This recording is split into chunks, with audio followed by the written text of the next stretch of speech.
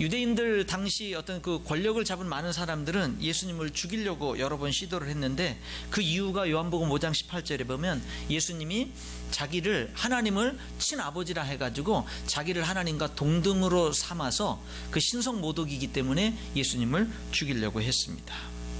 예수님은 이런 말을 했어요. 요한복음 5장에 보면 하나님이 행하는 것을 나도 행한다, 그런 말씀을 하셨고요. 하나님이 죽은 자를 일으켜 살리는 것처럼 나도 죽은 자를 일으켜 살린다, 이런 말씀도 했습니다. 모든 사람으로 하여금 하나님 아버지를 공경하는 것 같이 나를 공경하게 하려 함이라, 이런 말도 했어요. 한 번은 예수님이 나와 하나님은 하나야, 이렇게 얘기하니까 유대인들이 다시 돌을 들어서 예수님을 쳐서 죽이려고 했습니다. 예수님, 너희들이 왜 나를 죽이려고 하느냐 질문하니까 너가 신성 모독을 했기 때문이다. 내가 자칭 육신을 입은 사람인데 네 자신을 하나님이라고 했기 때문이다. 그래서 우리가 너를 죽이려고 하는 거다, 이런 말씀도 했어요. 어느 날 예수님을 따르는 12 제자 중에 하나인 빌립이라는 사람이 궁금해서 이런 말을 했어요. 예수님, 하나님 좀 보여주세요. 여러분, 그런 여러분들도 많이 그런 얘기 하셨죠? 하나님 보고 싶다, 한번 보면 내가 잘 믿을 텐데. 이 빌립이 예수님께 하나님 좀 보여주세요 그랬어요.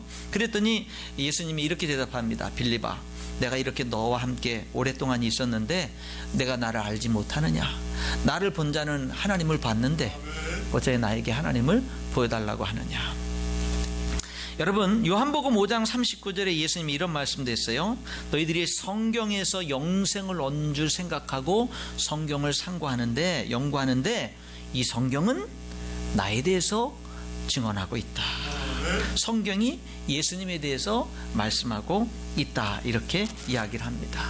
제가 지금 짤막한 구절들을 여러분들에게 이렇게 설명을 해드렸는데, 여기서 보면 우리가 예수님을 제대로 알려면 인간적으로만 알면 안 돼요. 왜냐하면 예수님이 자기 자신을 자꾸 하나님처럼 말씀하셨거든요.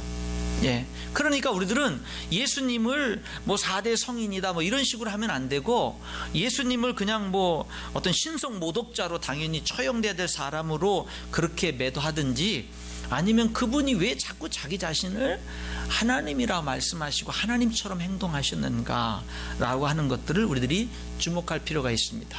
예수님이 그랬잖아요. 성경은 나에 대해서 증언하는 거라고. 제가 몇 구절만 여러분들에게 좀 말씀드리겠습니다. 아담과 하와가 선악과를 따먹고 하나님을 반역하고 죄를 짓습니다. 타락하죠. 죄악과 저주가 인간에게 임하게 됩니다. 아담과 하와가 선악과를 따먹고 범죄했을 때 하나님은 즉시 인간에게 구원의 메시지를 전해주십니다. 그것이 뭐냐? 여자의 후손은 사탄의 머리를 상하게 할 거다, 이런 이야기입니다. 사탄은 여자의 후손의 발 뒤꿈치를 상하게 할 것이지만 여자의 후손은 사탄의 머리를 밟고 죽이게 될 거다라고 하는 이야기인데요. 여러분, 여자의 후손이라는 말, 인류를 구원하기 위해서 성경이 첫 번째 언급한 것이 여자의 후손인데, 이 세상에 여자의 후손은 예수님 외에는 없습니다. 왜냐하면 모든 사람들은요, 남자와 여자가 결혼해서 남자의 후손으로 태어나요. 그런데 예수님만큼은 남자랑 상관없이 처녀의 몸에서 하나님의 능력으로 이 세상에 오신 분이 예수님이에요. 그래서 성경에서 말하는 여자의 후손은 유일하게 예수님 외에는 없습니다. 그 여자의 후손으로 우리 인간을 구원할 메시아가 올 것에 대해서 이사야서, 그러니까 예수님이 이 세상에 오시기 전에 700년 전에 기록된 이사야서는요, 7장 14절에 예수님이 여자의 후손으로 올 것을 이렇게 예언합니다. 처녀가 잉태하여 아들을 낳을 것이요 그의 이름을 임마누엘이라 하리라. 이렇게 700년 전에 예언이 됐어요. 그 700년 전의 예언이 예수님에게 이렇게 이루어집니다. 마태복음 1장 18절에 예수 그리스도의 나심은 이러하니라. 그의 어머니 마리아가 요셉과 약혼하고 동거하기 전에 성령으로 잉태된 것이 나타났더니. 그러니까 성경은요, 예수님이 처녀의 몸으로 올 것이라는 것이 예언이 됐고 그것이 예수님을 통해서 그대로 이루어졌습니다. 그래서 마태복음 1장 22절 23절은 이 모든 일이 된 것은 주께서 선지자로 하신 말씀을 이루려 하심이라. 이르시되 보라, 처녀가 잉태하여 아들을 낳을 것이요 그의 이름을 임마누엘이라 하리라 하셨으니 이를 번역한즉 하나님이 우리와 함께 계시다 함이라.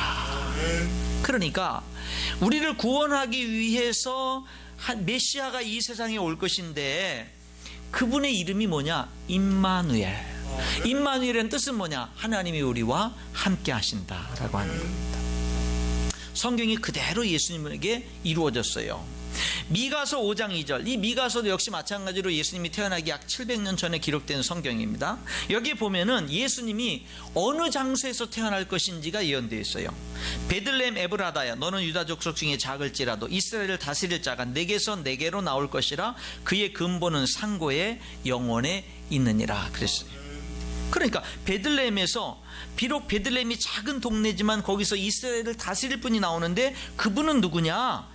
그의 근본은 상고의 영원에 있느니라. 태초부터 계신 분, 영원하신 분이 바로 오실 것이다 라고 하는, 어디로? 베들레헴으로 올 것이 예언이 됐는데, 이게 마태복음 2장 1절에 보면은 헤로드 왕 때에 예수께서 유대 베들레헴에서 나심에 그래요. 예수님이 베들레헴. 그래서 마태복음 2장 6절에 유대 땅 베들레헴아, 너는 유대 고을 중에 가장 작지 아니하도다. 내게서 한 다스리는 자가 나와서 내 백성 이스라엘의 목자가 되리라 말했어요. 여러분, 성경은요, 구약 성경은 예수님이 태어나시기도 전에 수백 년 전, 수천 년 전부터요, 이제 우리 인간을 구원하기 위한 하나님의 메시아가 올 것을 끊임없이 예언을 했는데, 그 예언은 처녀의 몸으로 여자의 후손으로 올 것이다. 그 메시아는 베들레헴에서 태어날 것이다. 이런 예언들이 계속 되어졌는데 그게 다 누구에게 이루어지냐면 예수님을 통해서 이루어지는 겁니다. 그 예수님은, 메시아는 우리를 대신해서 죽을 것이라는 그런 것도 예언이 되어 있어요. 이사야서 53장 4절로 6절에 보면 그가 찔림은 우리의 허물 때문이요 그가 상함은 우리의 죄악 때문이라. 그가 징계를 받음으로 우리는 평화를 누리고 그가 채찍에 맞음으로 우리는 나음을 받았도다. 우리는 다 양 같아서 그릇 행하여 각기 제 길로 갔거늘 여호와께서 우리 모두의 죄악을 그에게 담당시키셨도다. 예수님이 십자가에 달려서 허리에 창으로 찔린 것은 우리의 허물 때문이고, 예수님이 그 채찍에 맞고 가시면류관을 쓰고 그가 상한 이유는 우리의 죄악 때문이다.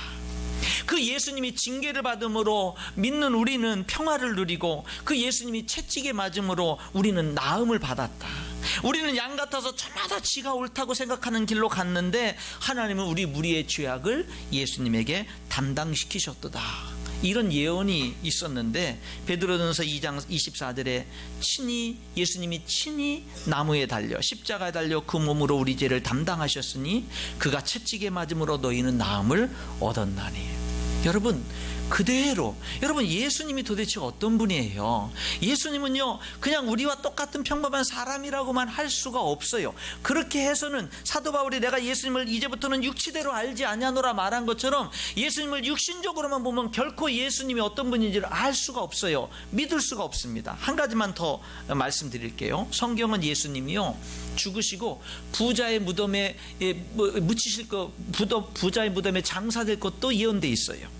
이사야 53장 9절에 그의 무덤이 악인들과 함께 있었으며 그가 죽은 후에 부자와 함께 있었도다. 이렇게 예언이 됐거든요. 그런데 마태복음 27장 57절로 60절에 보면은 저물었을 때 아리마다의 부자 요셉이라는 사람이 왔으니 그도 예수님의 제자라. 그도 이 부자 요셉이라는 사람도 예수님을 믿는 사람이에요.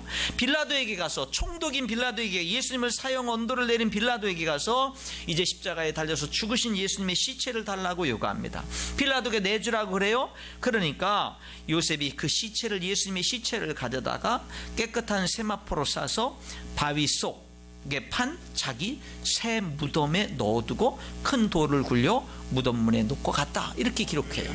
그러니까 자기가 죽으면은 자기를 장사 지내기 위해서 준비된 화려하고 좋은 무덤에 이 요셉이라는 사람이 예수님을 장사 지내는데, 이게 700년 전에 예언된 말씀이 성취되는 거예요. 여러분, 성경은 이 외에도요, 예수님에 대해서, 메시아에 대해서 수없이 예언하고 그것이 다 예수님을 통해서 이루어진 것을 말씀합니다. 예수님이 누굽니까?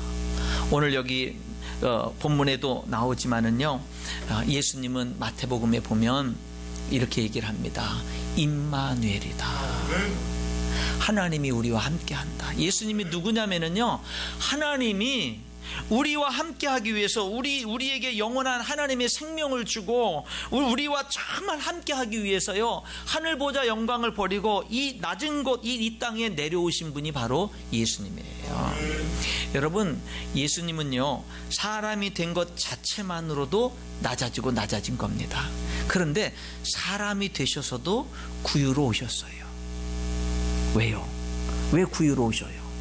나 같은 사람도 만날 수 있도록, 나 같은 사람도 믿을 수 있도록. 저 왕궁의 왕자로 오면은 우리가 그 예수님 어떻게 만날 수 있어요? 그런데 누구나, 이 세상 모든 사람들 누구나 믿을 수 있고 누구나 만날 수 있는 가장 낮은 모습으로 우리 예수님이 오신 줄 믿습니다. 그래서 오늘도요, 우리들이 살아가면서 하나님의 살아계심을 체험하지 못하는 이유는 왜 그러냐면, 낮은 자리에 있지 않으면은 살아계신 예수를 만나기가 어려워요. 우리가 낮은 곳에서 정말로 주님 그 섬기는 자리에 있을 때, 그때 살아계신 하나님을 체험할 수 있게 되는 줄 믿습니다. 여러분, 그래서 어제도 잠시 말씀드렸습니다마는, 우리는요 내가 어떤 사람이냐라고 하는 진짜 나의 모습은 혼자 하나님 앞에 있을 때 내가 어떤 사람이냐라는 게 진짜 내 모습이에요. 여기 정민철 목사가 어떤 사람이에요? 목사죠.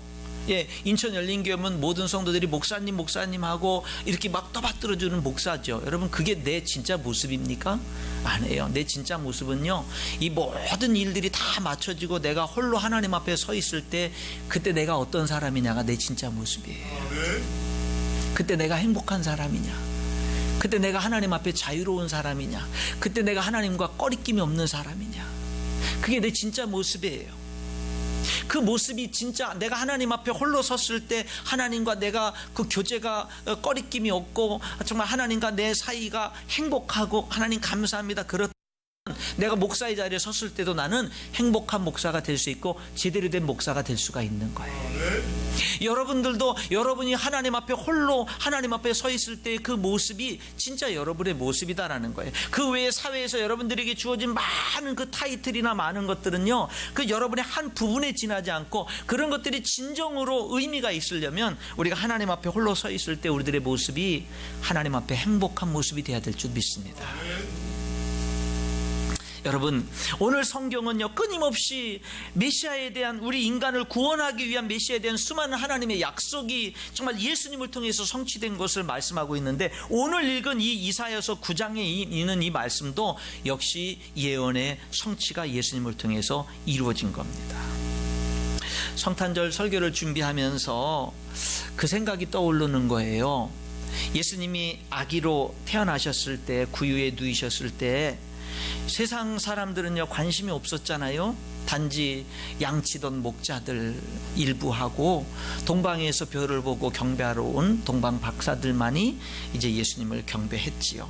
그런데 여러분, 인간들은 그렇게 예수님의 탄생에 대해서 무관심하게 지냈지만, 예수님 탄생했을 때 하늘에서는 수많은 천사들과 하늘의 군대가, 천군 천사들이 예수님의 탄생을 찬양합니다. 뭐라고 찬양하냐면, 지극히 높은 곳에서는 하나님께 영광이요, 땅에서는 하나님이 기뻐하신 사람들 중에 평화로다, 그렇게 찬양했어요. 여러분, 천사들이 예수님의 탄생을 뭐라고 찬양했냐면, 하나님께는 영광이고 사람들에겐 진정한 평화가 임했다, 이렇게 말했습니다. 여러분들은 평안하십니까? 예, 오늘날 사실 많은 사람들이 힘들게 살아갑니다. 특별히 2016년도 올해는 우리나라가 어느 때보다 더 힘든 것 같습니다. 나라가 혼란스럽고 경제가 어렵습니다. 예, 정치가 잘못되니까 회사들이 많이 어렵고, 정부가 정부 역할을 잘 못해주니까 많은 회사와 우리나라 경제가 어렵고, 그러다 보니까 성도들의 가정, 많은 사람 국민들의 가정도 어렵습니다. 사업도 힘들고요, 살아가기가 벅찹니다. 내 삶이 너무 힘들어서 막 몸부림치다가 이렇게 옆을 보면은 옆에 내 이웃도 같이 힘들어하고 있는 그런 모습이 보이는 겁니다. 여러분, 저는 그런 경험이 있는데 여러분들도 많이 그런 경험이 있을 것 같아요. 이리 뛰고 저리 뛰고 너무 힘들다가 울어버린 경험, 여러분 있지 않아요? 그런 경험들.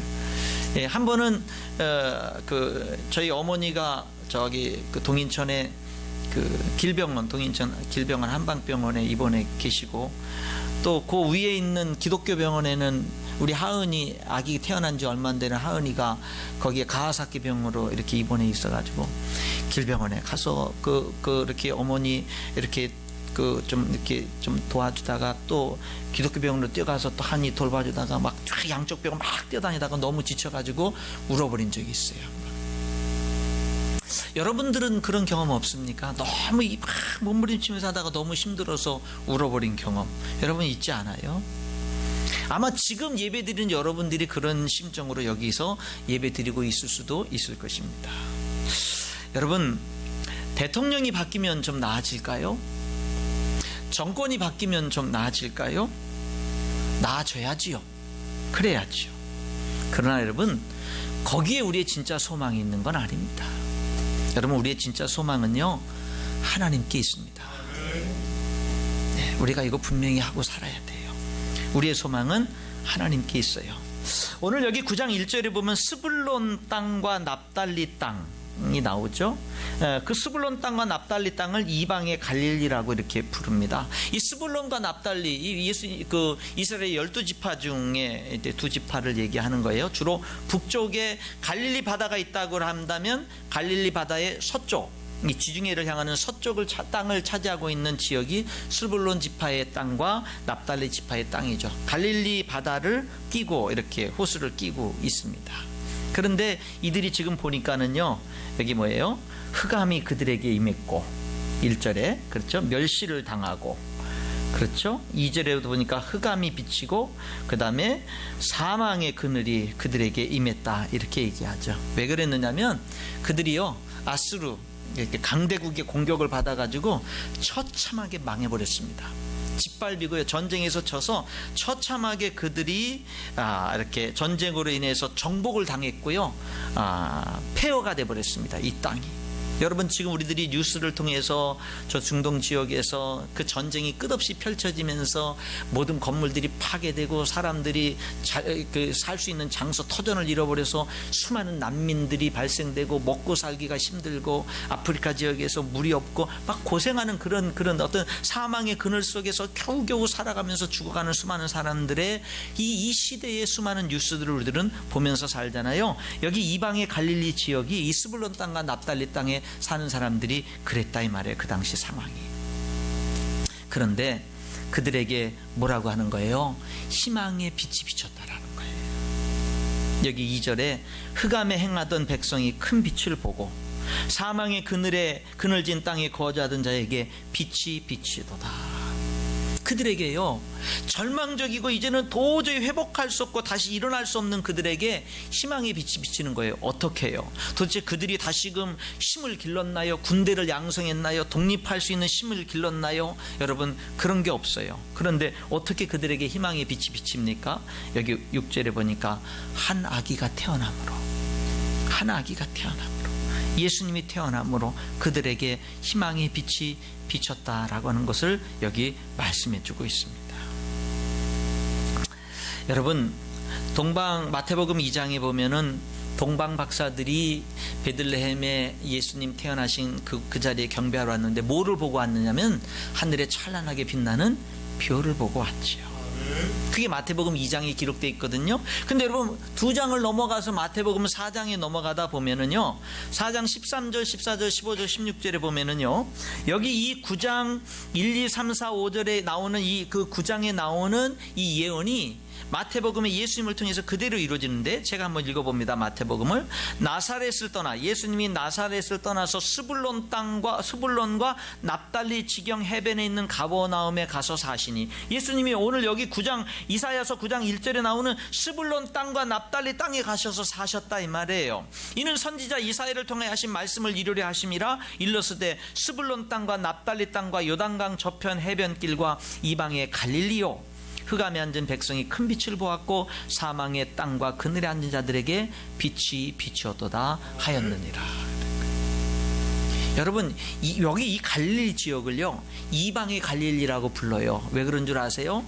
정복당하고 폐허가 된 가운데 다른 나라 많은 사람들을 강제 이주시켜서 거기서 같이 살다 보니까 섞였어요.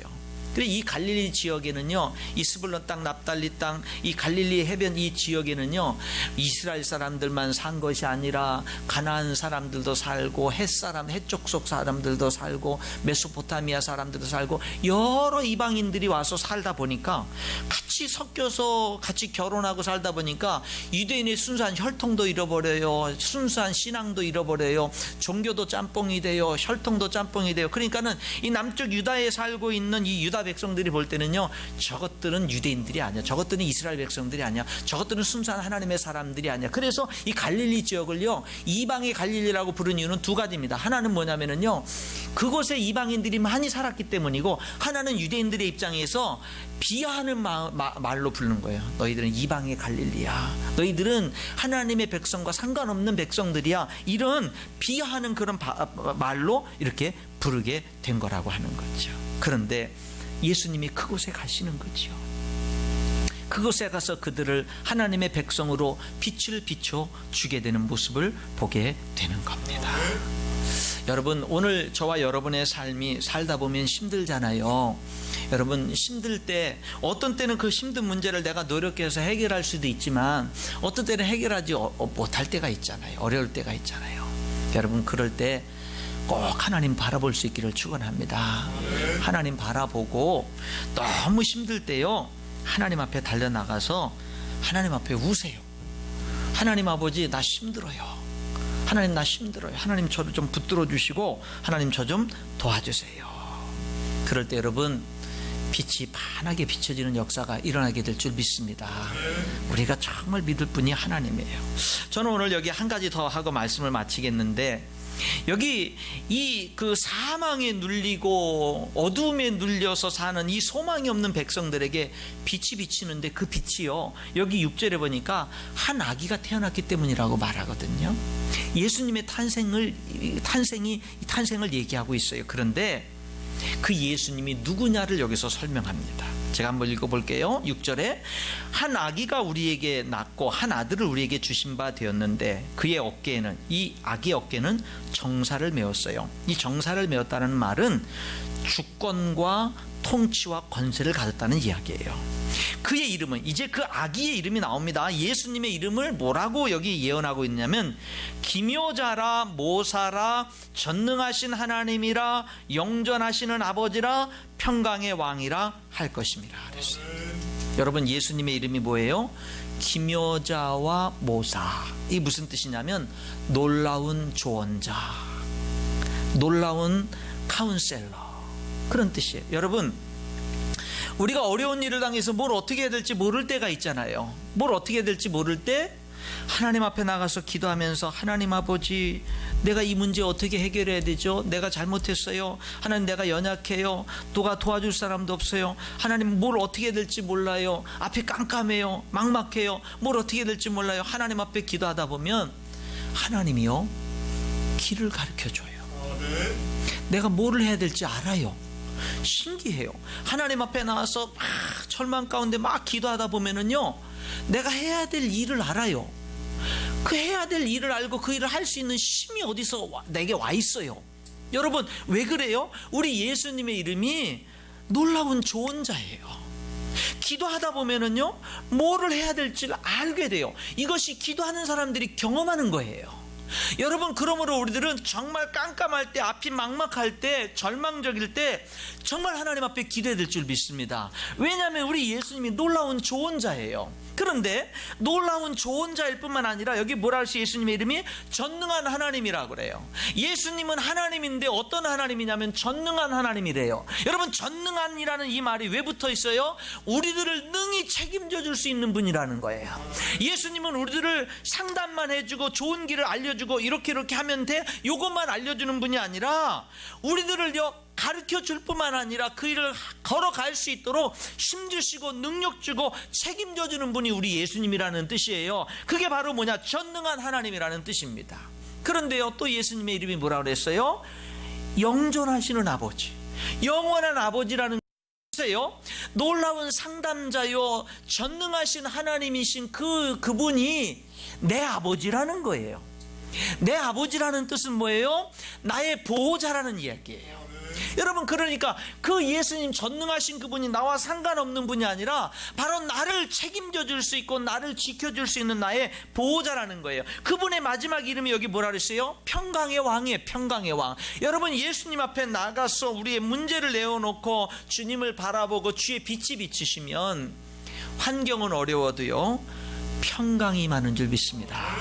환경을 뛰어넘는 하나님의 평강이 임한다 이 말이에요. 여러분, 우리들은 살아가면서 이 이사야서 이 9장 6절에 있는 말씀을 체험하면서 살아야 될 줄 믿습니다. 이 말씀을 체험하면서 살아야 돼요. 기묘자와 모사를 체험하고 전능하신 하나님을 체험하고 영존하시는 아버지를 체험하고 평강의 왕을 만나고 체험하는 삶을 살아야 될 줄 믿습니다. 여기 마지막 절에 보니까 7절에 이렇게 해요. 만군의 여호와의 열심히 이를 이루시리라.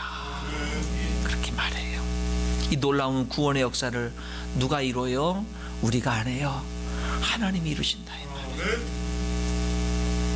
말씀의 결론을 맺겠습니다. 여러분, 오늘 성탄절인데요, 예수님이 누구세요? 예수님이. 우리는 사도 바울처럼 육신으로만 예수님을 알면 안 됩니다. 그래서 수많은 역사 속에서 사람들은 예수님을 이렇게 고백했습니다.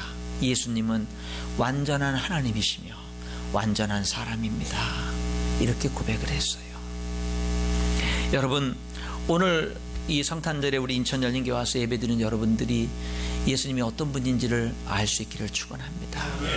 그리고 그 예수님을 나의 하나님, 나의 구세주, 나의 주인, 나의 아버지, 그렇게 우리 예수님을 향해서, 우리 하나님을 향해서 그렇게 고백할 수 있는 우리 성도들이 될 수 있기를 축원합니다. 그래서 정말로 예수님 앞에 여러분, 우리가 진실한 믿음을 가지고 살아갈 수 있기를 축원합니다. 여러분들의 소망이 정말 예수님께 있을 수 있기를 주님의 이름으로 축원합니다. 기도하겠습니다.